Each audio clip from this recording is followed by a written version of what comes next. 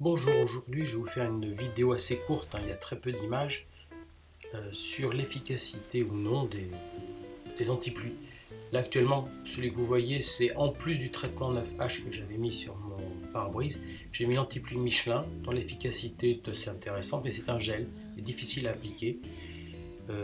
La route là, est complètement détrempée, c'est une voie rapide, 2 fois 2 voies, limitée à 110, donc 100 km/h quand il pleut. Et je roule à 75 avec l'autopilote et malgré cela, c'était quand même difficile.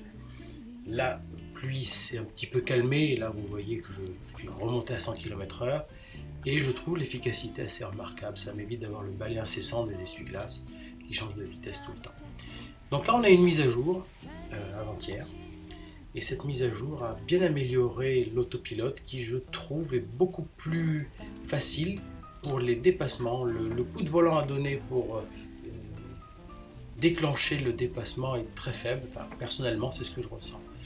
La deuxième chose, on a eu une mise à jour du freinage régénératif qui maintenant permet l'arrêt complet du véhicule et on n'a plus besoin des freins quasiment en roulant normalement. En plus, on a eu un gain de puissance de 5%. C'est vrai qu'elle n'était pas du tout assez puissante, cette petite Tesla. Je m'en plains pas, rassurez-vous.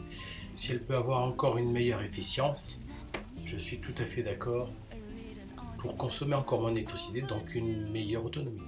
Je vous ai fait cette copie d'écran, toute bête, c'est pas le mien, vous voyez c'est en degrés Fahrenheit et puis c'est pas du tout la France.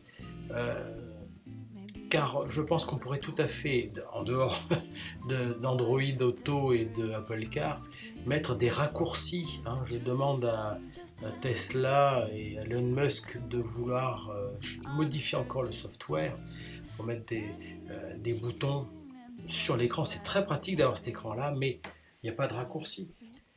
Avoir les boutons en permanence, des sièges chauffants, et du dégivrage du pare-brise, à mon avis, c'est pas très utile.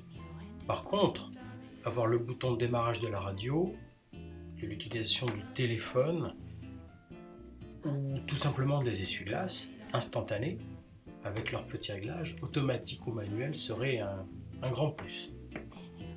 En rajoutant des boutons, je demande bien évidemment qu'ils soient personnalisables. C'est la moindre des choses et ça ne doit pas être une grosse difficulté pour les informaticiens de Tesla. Vu ce qu'ils arrivent à faire avec une simple mise à jour, j'en attends pas moins d'eux. Je vous remercie de m'avoir écouté et à bientôt peut-être, car je commence à prendre goût à faire des petites vidéos.